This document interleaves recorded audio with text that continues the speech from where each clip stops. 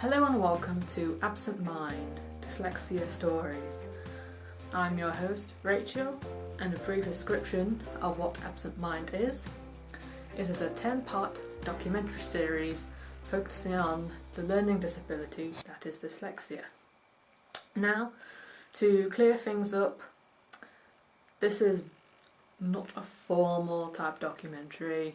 It is a casual, me at home, talking about my dyslexia, and hopefully people out there will relate to what I have to say. Now, there might be a bit of a jump in between cutting scenes, obviously I'm going to mess up. This is the introduction episode. I hope you enjoy what I have to offer to you guys, and yeah, we will jump into the first thing on my introduction list is my early years coping with dyslexia. This was before I knew anything about it though. From what I have been told by my dad, that when I was a baby, toddler, I wasn't able to crawl. I used to hop on one leg and bounce everywhere. Apparently that is one first stage of noticing your child does have a form of dyslexia. I don't know how. It could be maybe I was just a strange kid.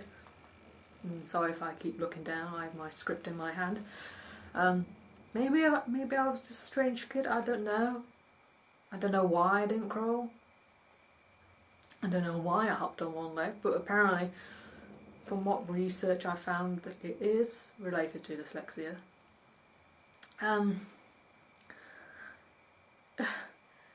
Yeah, hopping on one leg and bouncing around like a rabbit.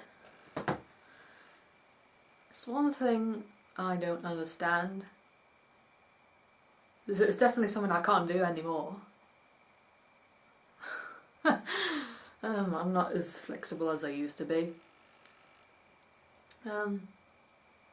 Yeah, if you notice any younglings, obviously toddlers, that do this sort of thing, then it would be advice to look into it.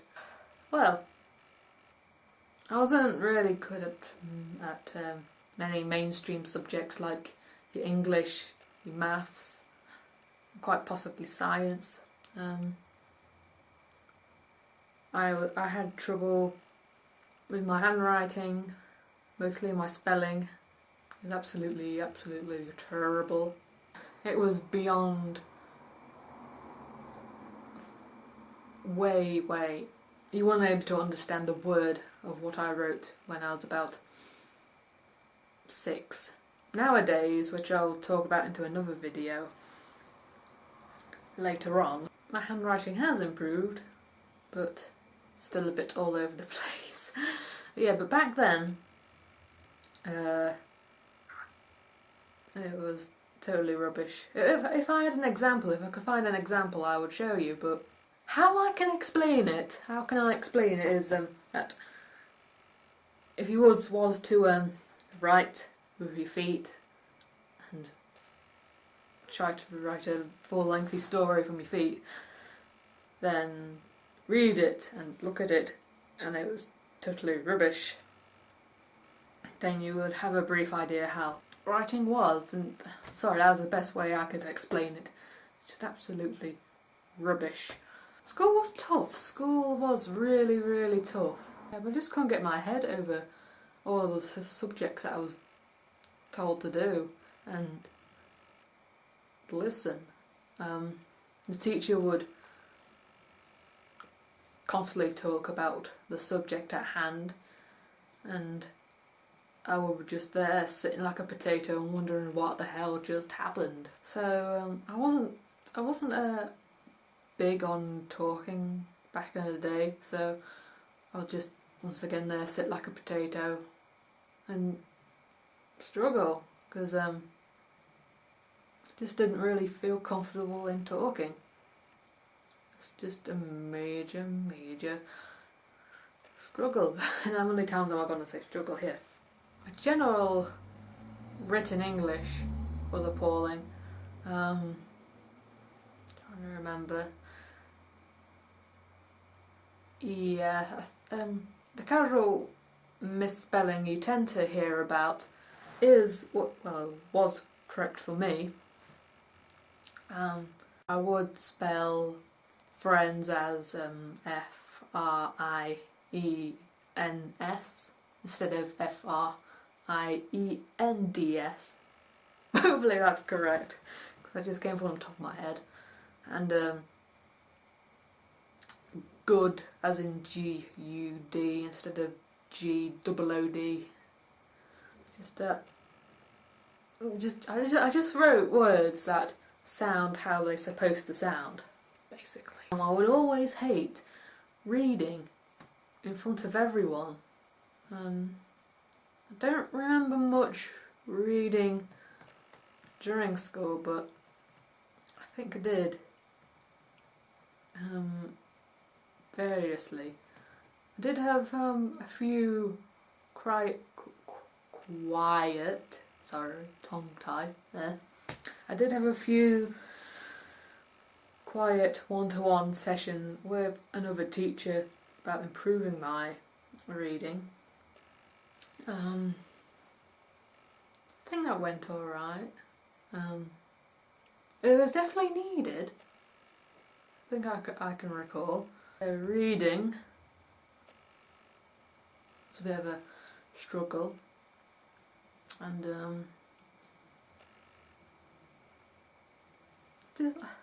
I just kept stuttering. I still stutter with reading now. I'm just skimming the surface of what I can remember back then.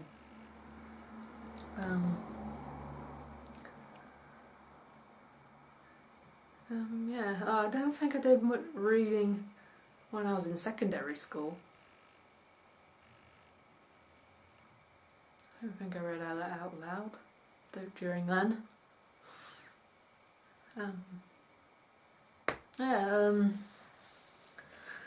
Yeah, so from what you hear on the internet,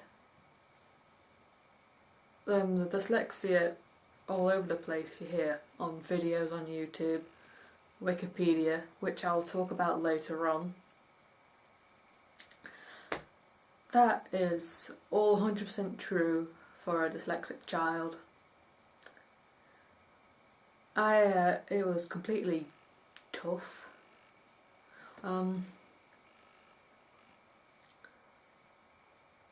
Nothing went into my head.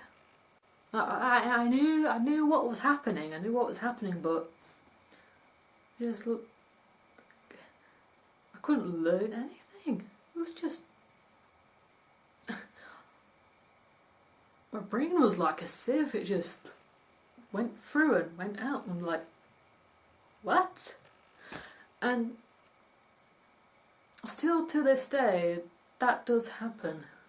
But again, I'm not really learning much other things.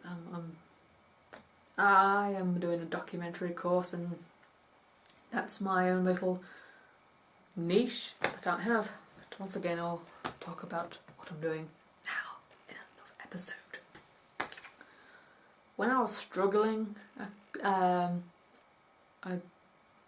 the help I was given wasn't good enough. I mean, they would help me, but it just felt like the same. It just like I was told the same thing what the teacher told me at the start. But again, I didn't feel it was beneficial, because I didn't learn anything, and that's why it was tough.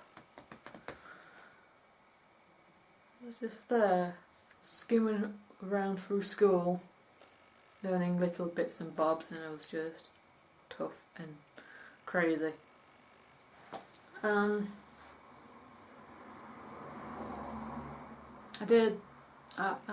had to repeat another year again. I had to redo year 2. So yeah, going over from the stresses of education with dyslexia. As a child, the other part of the stresses that it gives me is people would label me as a bit stupid. When I was a kid, I found it difficult to make friends on my own. People would come to me to form friendships. I didn't feel comfortable talking to other children, so it was a bit of a stress and a pain to do. Also, throughout my primary school years, I only had around about 3 friends, and during that time, to this day, I'm still friends with one person, and he was like my best friend forever.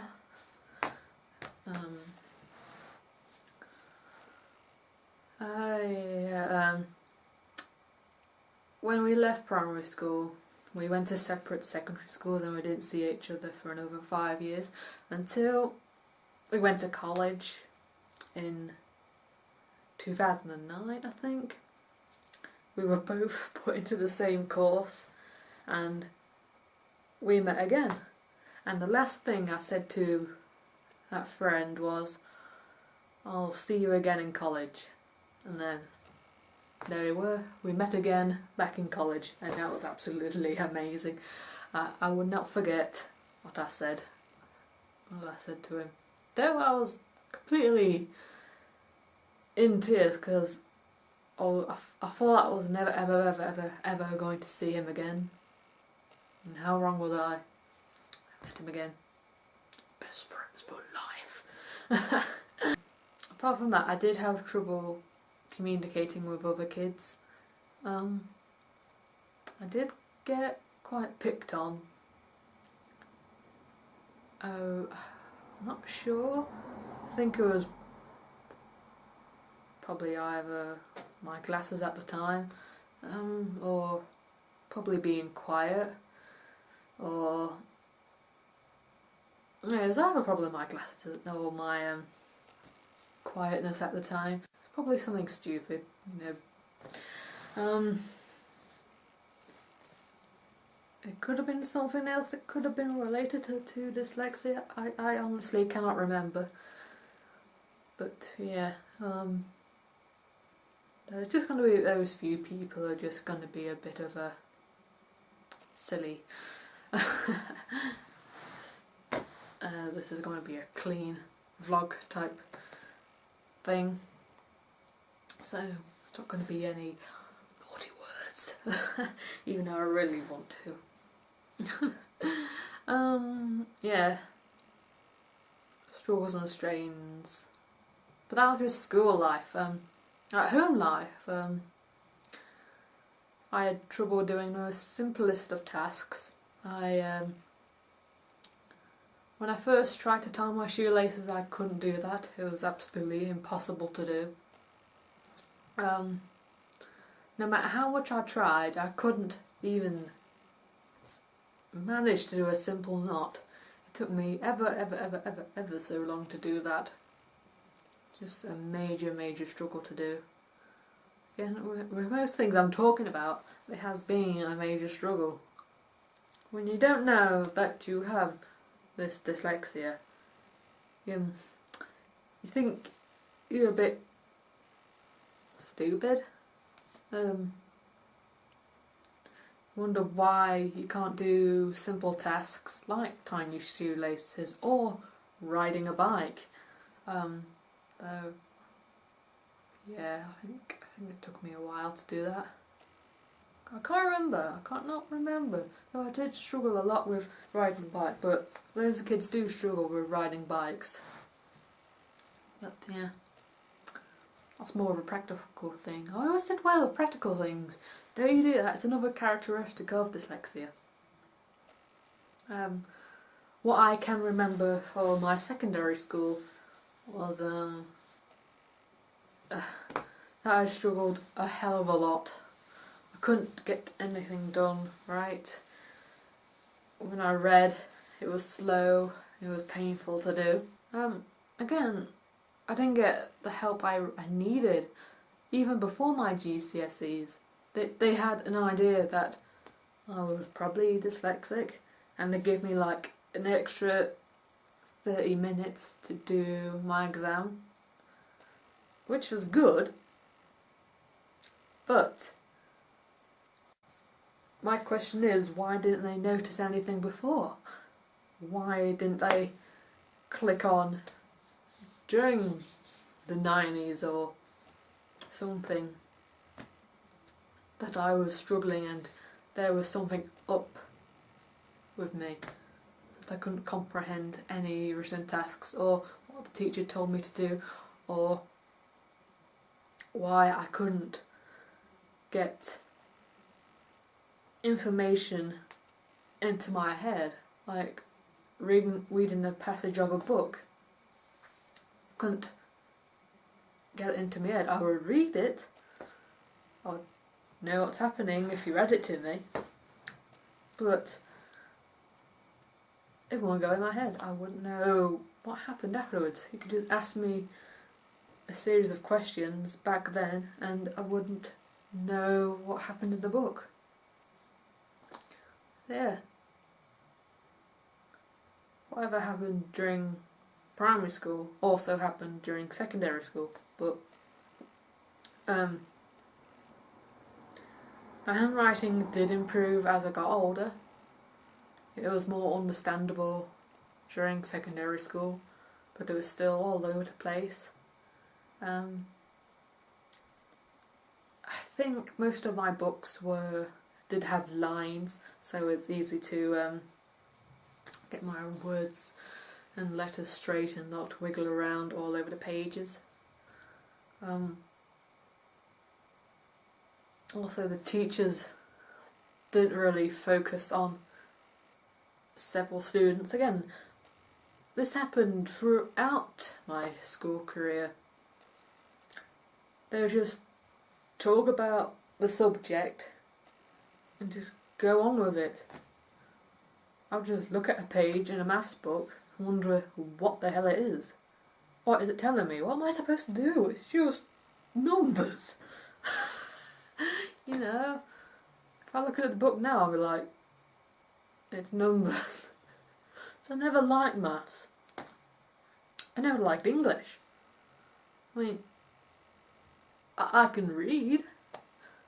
I can speak English, obviously. But I have no interest of doing these subjects.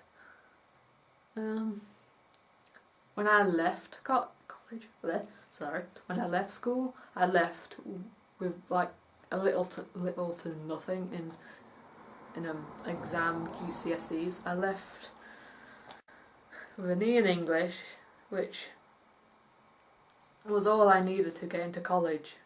Why, I have no idea, but it got me into there, which I'll talk about that more later in a sec. Actually, I've come to the end of my early dyslexia talk. Yeah, the only grade I actually got during school, during my GCSEs, that was really awesome, was my media. I got a B in media, GCSE media. I was told that I got a B, but I have yet to get my GCSE certificate. Though I'm not sure if that played a part in my college placement during 2008 and 2009. It probably did. I did say something about it back then, but yeah, talk about that in a second. Yeah, totally struggled my backside off during school. So now I have a little break and go into the second part in my introduction video, and that will be modern day of my dyslexia. Sit tight. So yeah, now that was my early years with dyslexia, and now I will move on to my modern, how I cope with dyslexia during modern day. And first on my list, how I am struggling with my driving and practical theory. Let me try that again. How I struggle with my driving, the practical and the theory. So yeah, I didn't say it earlier. I didn't have a dyslexia test till my first year of college. So yeah, obviously the college figured out that I was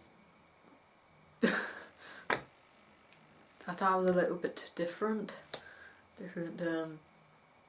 I'm not sure how they picked it out though. I'm not sure, but apparently one day I was told that I should go and get tested. So I did it. What harm could it do? I think I went with someone else, but we went at different times.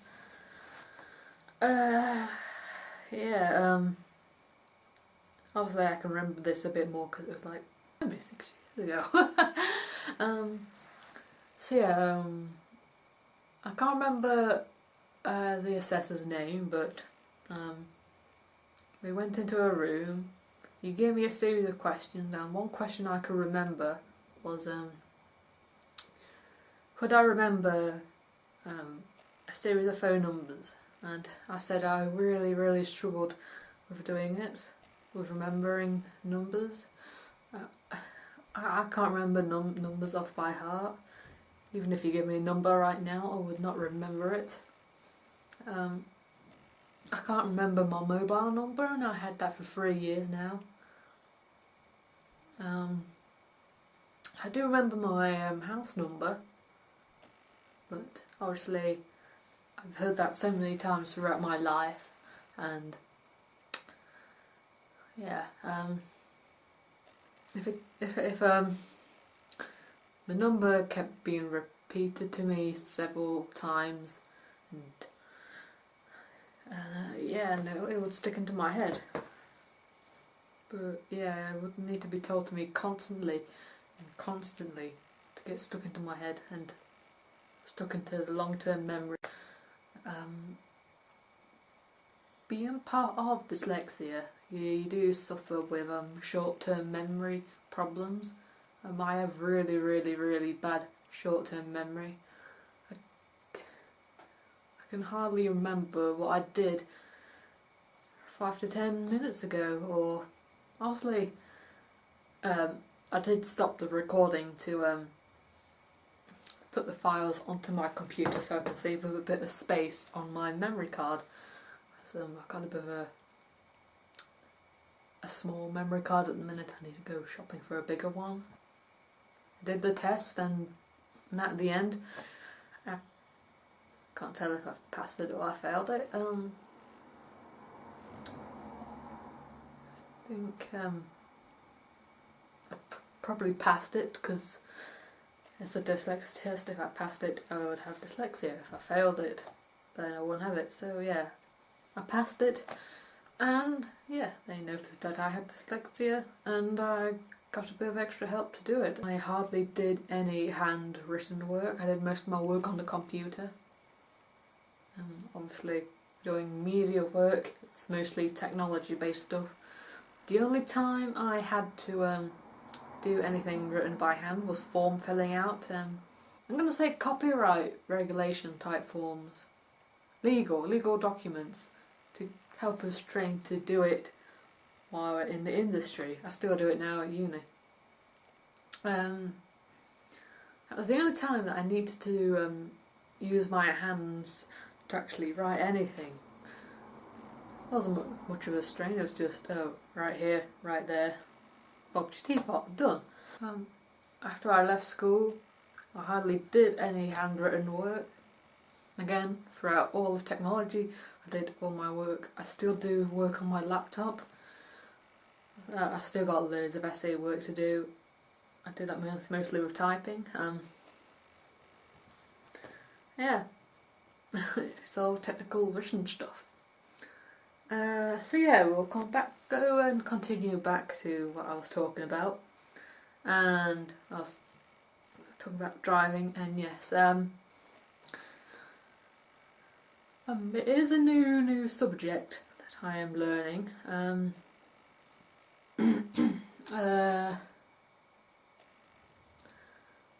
not sure which I think I struggle more with the theory side of things. I know the general conception of driving theory, but there are still a few bits and bobs that I really struggle with. Kind of stopped it for a while because if you do listen to my other projects that I do on my channel, you may notice that I talked about being kind of stressed off doing my driving. Yeah, I stopped doing it due to getting really stressed and aggravated with myself. I was annoyed that I couldn't get the information from the back of my head out in the open. I felt that my instructor was putting pressure on me to get everything out. And I know he's in good spirit and everything. He knows that he wants me to get everything out, so he knows that I know the ways of the road.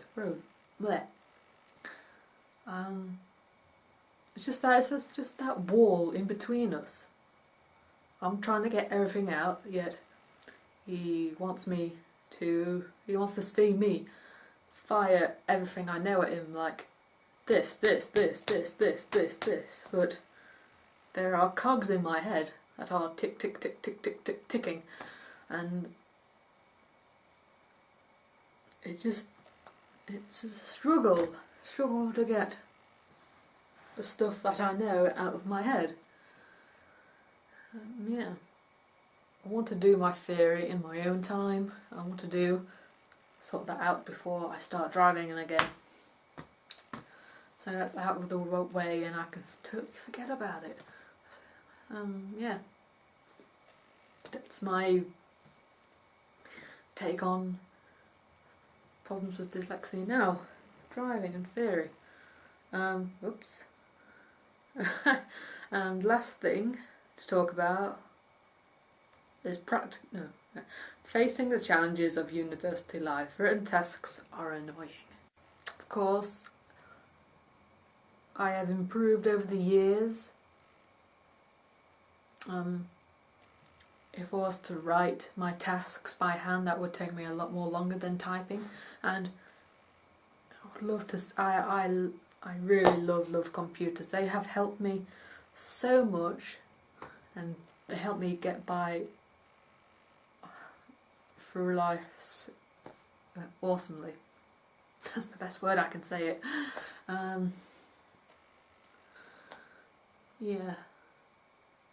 If computers were not a thing, then I would still be struggling to get work done. And no doubtably, parts of my essays and dissertations will hardly be done, or hardly started. So it's always a stress, always a strain to write all the time and try to get everything really understandable. I've never written 10,000 words with my hand before, or 3,000 words, or anything. The worst the most I write these days is around probably 20 words by hand, technically. Or less, probably 5 a day. Or 5 a week, tops. Just rely on technology to get everything all understandable.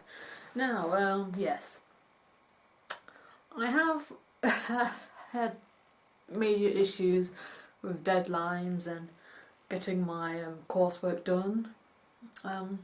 Essays have been a pain.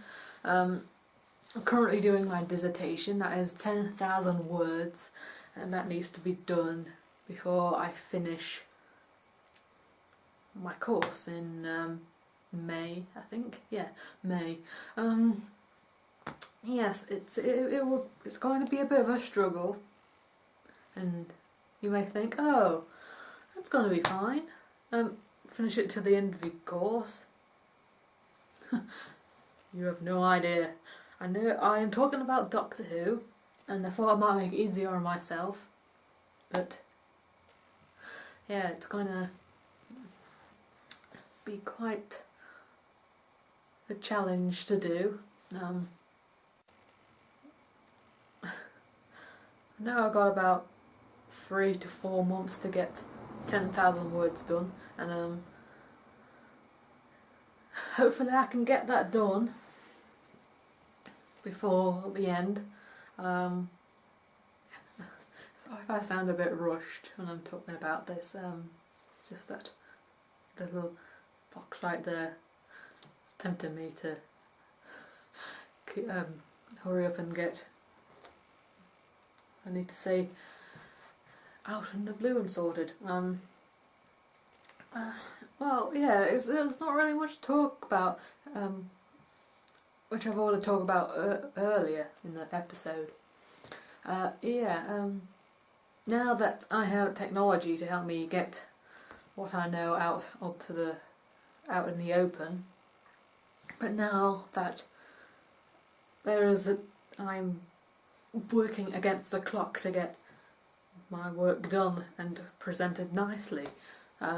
Throughout the last 2 years, I have been professors have commented on that my essays don't look academically, and I need to change. Which, during the last portion of my second year, I